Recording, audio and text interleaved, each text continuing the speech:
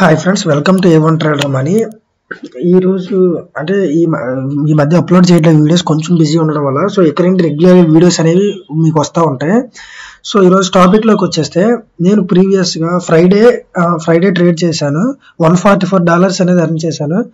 నేను every time proof చూపిస్తాను కదా, ఈసారి అయితే ప్రూఫ్ చూపించలేకపోతున్నాను. ఎందుకంటే ఏమైందో తెలియదు, నా మెటా ట్రేడర్ 5 అనేది ఓపెన్ అవ్వట్లేదు. ఈ నెట్వర్క్ ఇష్యూనో లేకపోతే ఏంటో తెలియదు. కస్టమర్ కేర్తో మాట్లాడుతున్నా.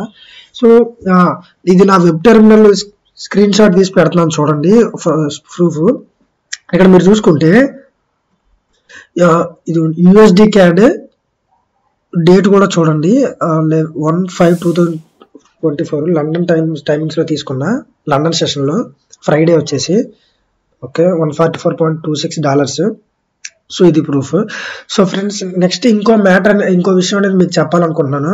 మీరు ఎప్పుడైనా ట్రేడ్ ఎక్స్ప్లెయిన్ చేసే ముందు చెప్తున్నాను, మీరు ఎప్పుడు ఏవైతే థంబ్నెయిల్లో ఫిగర్స్ కానీ ఏవైతే ఉంటాయో ఆ పెద్ద పెద్ద నెంబర్స్ అవి ఎప్పుడు చూసి మీరు కమిట్ అవ్వద్దు. సో మీరు ఎప్పుడైనా కాన్సన్ట్రేట్ చేయాల్సింది స్కిల్ అండ్ వర్క్ మీద. మీరు ఎప్పుడైతే ఆ స్కిల్ మీద కాన్సన్ట్రేట్ చేస్తారో అదే నెంబర్స్ మీకు ఆటోమేటిక్ గా వస్తాయి. సో నెంబర్స్ అనేవి జస్ట్ మ్యాటర్. అంటే ఫర్ ఎగ్జాంపుల్, మీకు 10,000 ఉంటే 10,000 తగ్గట్టు ట్రేడ్ చేయొచ్చు, ₹1,00,000 ఉంటే ₹1,00,000 తగ్గట్టు ట్రేడ్ చేయొచ్చు. మీ దగ్గర ఉన్న క్యాపిటల్, మీ దగ్గర ఉన్న స్కిల్ ని బట్టి ఆ నెంబర్స్ అనేది మ్యాటర్. దానికి మించి ఏమీ కాదు. ఎవరైనా ఒకే ట్రేడ్ ఎగ్జిక్యూట్ చేయాలి, ఒకే దగ్గర కాన్సెప్ట్ ని బట్టి ట్రేడ్ అనేది ఎగ్జిక్యూట్ చేస్తూ ఉండాలి.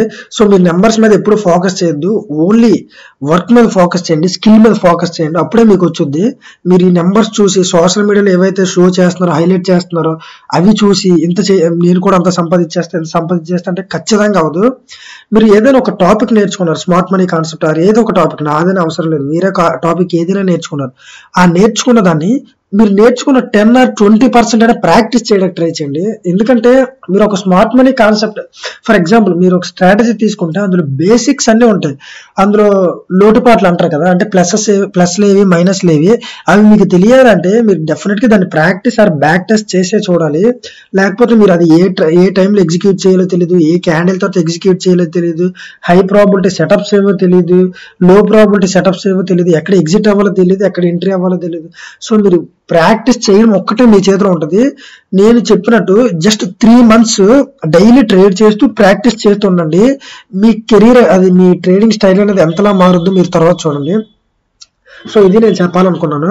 సో ప్లీజ్ మీరు ఎక్కువ వర్క్ మీద ఫోకస్ చేయండి, మనీ మీద ఎప్పుడు ఫోకస్ చేయకూడదు. మనీ అనేది అసలు ప్రైమరీ సెకండరీ కూడా ఉండకూడదు. Pure work and back testing అనేది ఉండాలి. సో ఇప్పుడు ట్రేడ్ అయితే ఎక్స్ప్లెయిన్ చేస్తాను చూడండి, ట్రేడింగ్ వ్యూలోకి తీసుకెళ్ళి.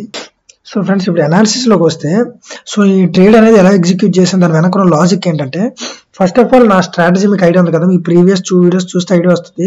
ఇంకోసారి చెప్తున్నాను చూడండి. నేను దీనికి యూజ్ చేసే స్ట్రాటజీ వచ్చేసి పుల్ బ్యాక్ ఎంట్రీ అనమాట, కౌంటర్ ట్రేడ్. అంటే నేను అగైనెస్ట్ టు ద ట్రెండ్ అనమాట.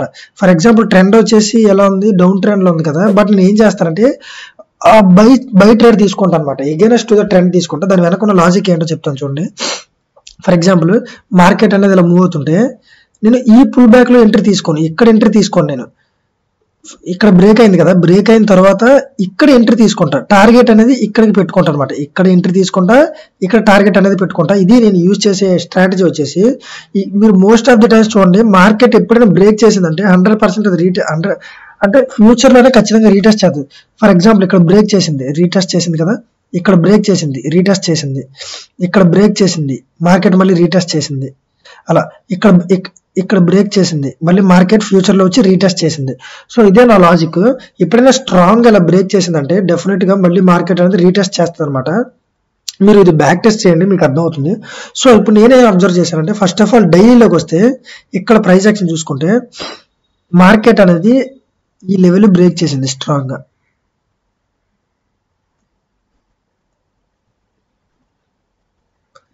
ఈ లెవెల్ అనేది స్ట్రాంగ్ గా బ్రేక్ చేసింది. సో బ్రేక్ చేసిన తర్వాత ఏమైందంటే, మీరు ఇక్కడ ప్రైస్ యాక్షన్ అబ్జర్వ్ చేస్తే, నేను చూసే రోజుకి ఎలా ఉందంటే, నేను ఫ్రైడే కదా, ఇది వచ్చేసి ట్యూస్డే రికార్డ్ చేస్తున్నాను, మార్కెట్ అనేది ఇక్కడ ఉందన్నమాట. సో మీరు అబ్జర్వ్ చేసుకుంటే మార్కెట్లో స్ట్రాంగ్ బయ్యర్స్ అనేవాళ్ళు ఉన్నారు. డెఫినెట్గా నా లెవెల్ వరకు కంటిన్యూ అవుతుందని నాకు ఎలా తెలిసిందంటే, 1 minute చూపిస్తాను. మీరు ఇక్కడ ప్రైస్ యాక్షన్ ఈజ్ అల్టిమేట్ అనమాట. ప్రైస్ యాక్షన్ అబ్జర్వ్ చేయండి. మార్కెట్ అనేది ఇక్కడ రివర్స్ అయిందని తెలుస్తుంది. ఎలా, ఒక వీక్ క్యాండిల్ వచ్చింది, అంటే మార్కెట్ వీక్ అయింది సెల్లర్స్ రాకుండా. నెక్స్ట్ మళ్ళీ బై క్యాండిల్ వచ్చింది. మీరు నెక్స్ట్ క్యాండిల్, ఈ క్యాండిల్ వెరీ ఇంపార్టెంట్ క్యాండిల్. ఇది చూసుకుంటే ప్రీవియస్ క్యాండిల్ స్వీప్ చేసి బుల్లిష్ క్లోజ్ అయిందంటే ఫండెడ్ క్యాండిల్ అంటారు దీన్ని. వెరీ వెరీ ఇంపార్టెంట్ క్యాండిల్ అనమాట, very strong candle. So but నేను మార్కెట్ అనేది ఇక్కడ చూడలేదు, ఇక్కడ చూడలేదు. తర్వాత నేను చూసా. సో ఇక్కడికి వచ్చేసరికి స్ట్రాంగ్ గా బయ్యర్స్ ఉన్నారు.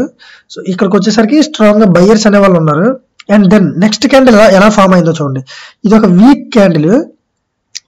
ఈ విక్ ఉందో చూడండి, ఈ విక్ పైకి క్రాస్ చేసి బాడీ అనేది ఇన్సైడ్ క్లోజ్ అయితే మనం ఇక్కడ సెల్లర్స్ అనే వాళ్ళు ఎంటర్ అయ్యారు లేదా బయ్యర్స్ వీక్ అయ్యారని ఐడియా ఉంటుంది. కానీ ఇది ఏం చేసిందంటే ప్రీవియస్ క్యాండిల్ విక్ ని క్రాస్ చేయకుండా ఇది ఇన్సైడ్ నార్మల్ గా క్లోజ్ అయింది. అండ్ కింద రిజెక్షన్ వచ్చింది, కింద స్వీప్ అనేది చేసింది.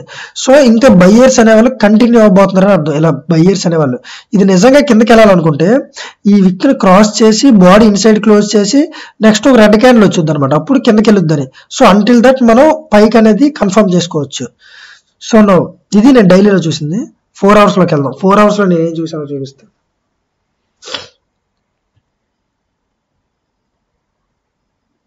ఇక్కడ చూడండి 4 hours లో ఇక్కడ మార్కెట్ అనేది స్వీప్ చేసింది, అంటే ఇక్కడ రిజెక్ట్ అయింది. ఇక్కడ అనేది స్వీప్ చేసింది కదా, అంటే దీని కింద స్వీప్ చేసి లోపల క్లోజ్ అయింది బాడీ, అంటే బయ్యర్స్ అనేవాళ్ళు స్ట్రాంగ్ ఉన్నారు. దాని తర్వాత ఒక స్ట్రాంగ్ గ్రీన్ క్యాండిల్ వచ్చింది. సో ఇక్కడ బయ్యర్స్ అనేవాళ్ళు కన్ఫర్మ్ అయిపోయారు. మనం ఇక్కడ ఒక ఎంట్రీ తీసుకోవాలి, ఈ పుల్ బ్యాక్ లో మనం ఒక ఎంట్రీ తీసుకోవాలి పైకి. సో ఇది మన టార్గెట్. ఇప్పుడు మీకు అర్థమైంది కదా ఇక్కడ ప్రైస్ యాక్షన్. ఇది నిజంగా కంటిన్యూ అయితే ఈ బుల్లిష్ ఈ బేరిష్ క్యాండిల్ అనేది ఇలా క్లోజ్ అవ్వాలి, అప్పుడు కింద కంటిన్యూ అవుద్ది. అదే స్వీప్ చేసి పైన క్లోజ్ అయిందంటే ఇంకా బయ్యర్స్ అనే వాళ్ళు ఉన్నారు, ఇది ఎంత స్ట్రాంగ్ కాదని అర్థం. సో వెంటనే ఇలాంటి ఒక గ్రీన్ క్యాండిల్ వచ్చిందంటే కన్ఫర్మ్ అయిపోవచ్చు అనమాట, ఇంకా మార్కెట్ పైకి వెళ్ళొద్దని. సో ఇది కన్ఫర్మేషన్. ఇప్పుడు నా ఎంట్రీ టైం ఫ్రేమ్ 15 minutes లోకి వెళ్దాం.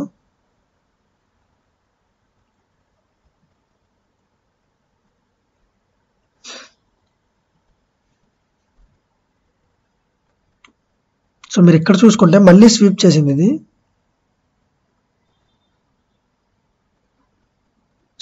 అండ్ వన్ మోర్ పాయింట్ చెప్పాలి మీకు, నేను ఎప్పుడైనా ఓన్లీ సెషన్ టైమింగ్స్ లోనే తీసుకుంటాను ట్రేడ్ అన్నమాట. ఓన్లీ సెషన్ టైమింగ్స్ లో లండన్ సెషన్ కానీ న్యూయార్క్ సెషన్ కానీ, అంటే ఆఫ్టర్నూన్ కానీ ఈవినింగ్ కానీ తీసుకుంటాను. ఇంకే టైంలో ట్రేడ్ అనేది తీసుకోను. సో మీరు ఇక్కడ స్వీప్ చేసిన తర్వాత చూసుకుంటే బ్రేక్ ఆఫ్ స్ట్రక్చర్ ఇచ్చింది. సో నేను ఇక్కడ వెయిట్ చేస్తాను అనమాట లండన్ సెషన్ ఓపెన్ అవ్వడానికి. ఇక్కడ బ్రేక్ ఆఫ్ స్ట్రక్చర్ ఇచ్చింది, బ్రేక్అప్ స్ట్రక్చర్ కదా. మీరు ఇదంతా చూసుకుంటే ఇదంతా మీరు కింద టైమింగ్ చూసుకుంటే 7:30, 8, 8:30, 9, 9:30. సో నేను వెయిట్ చేస్తానంట లండన్ సెషన్ ఓపెన్ అవ్వడానికి. సో ఎప్పుడైతే లండన్ సెషన్ ఓపెన్ అయిందో, లండన్ సెషన్ మీరు చూసుకుంటే ఇక్కడ ఓపెన్ అయింది ఎగ్జాక్ట్ ఈ క్యాండిల్ దగ్గర 12:30 దగ్గర లండన్ సెషన్ అనేది ఓపెన్ అయింది. సో నేను కన్ఫర్మేషన్ కోసం చూస్తున్నాను అనమాట. ఇది లిక్విడిటీ అనమాట. ఇక్కడ లిక్విడిటీ చూసారా, మీరు లిక్విడిటీ వీడియో ఒకసారి చూడండి మీకు అర్థమవుతుంది. మనం లిక్విడిటీని ఎలా తీసుకుంటాం అంటే 3 types లో తీసుకుంటాం.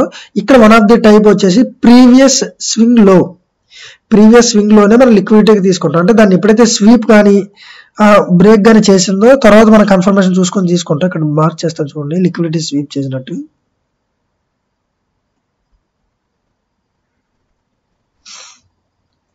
ఇక్కడ లిక్విడిటీ అనేది తీసుకుంది. లిక్విడిటీ తీసుకున్న తర్వాత టైమింగ్ కూడా సెషన్ కూడా ఓపెన్ అయింది. సో అప్పుడు నేను ఏం చేశానంటే ఈ క్యాండిల్ గ్రీన్ క్యాండిల్ క్లోజ్ అయిన తర్వాత కన్ఫర్మేషన్ వచ్చింది కదా, క్లోజ్ అయిన తర్వాత నేను ట్రేడ్ అనేది కొంచెం ఈ రేంజ్ లో తీసుకున్నాను అనమాట, రిస్క్ రివార్డ్ రేషియో కోసం. ఎందుకంటే నేను కంపల్సరీ 1:3 ఉంటేనే తీసుకుంటా, లేకపోతే ట్రేడ్ తీసుకోను. సో ఎప్పుడైతే ఈ జోన్ దగ్గరకు వచ్చిందో నేను ఇక్కడ ట్రేడ్ తీసుకున్నాను. స్టాప్ లాస్ ఈ క్యాండిల్ కిందనే పెట్టా. టేక్ ప్రాఫిట్ వచ్చేసి ఇది, సారీ ఇక్కడ పెట్టాను, ఇది టేక్ ప్రాఫిట్. సో మీరు చూసుకుంటే ఎగ్జాక్ట్ గా మీరు చూసారా ఎలా వెళ్ళిందో మార్కెట్, స్ట్రాంగ్ వెళ్ళింది, ఇంపల్సివ్గా వెళ్ళింది మార్కెట్ అనేది. సో మనం పర్ఫెక్ట్ ఎంట్రీ తీసుకున్నాం ఎలా తెలుస్తుంది అంటే అది ఇలాంటి మూవ్మెంట్స్ వస్తాయి అనమాట, అప్పుడు మనం పర్ఫెక్ట్ ఎంట్రీ తీసుకోవాలన్నమాట. మీరు ప్రీవియస్ నాది అనాలిసిస్ వీడియోస్ చూసినా కూడా నేను ఎంట్రీ తీసుకున్న తర్వాత స్ట్రాంగ్ ఇంపల్సివ్ మూవ్స్ వస్తాయి అనమాట, అంటే ఇలా వెళ్ళమన్నమాట మార్కెట్ ఇలా స్ట్రాంగ్ వెళ్తాయి. సో మనం అప్పుడు నా ఎంట్రీ కరెక్ట్ అని నాకు అర్థం అవుతుంది అనమాట. సో మీరు అర్థమైంది కదా నా ఎంట్రీ ప్రాసెస్ వచ్చేసి. ఎప్పుడైతే కన్ఫర్మేషన్ వచ్చిందో ఇక్కడ ఎంట్రీ తీసుకున్నాను, ఇక్కడ ట్రేడ్ ఇక్కడికి. సో మీరు రిస్క్ రివార్డ్ రేషియో చూడండి 1:3.9 అనేది వచ్చింది రిస్క్ రివార్డ్ రేషియో. సో ఇది నా ఎలా ఎగ్జిక్యూట్ చేశాను అనేది.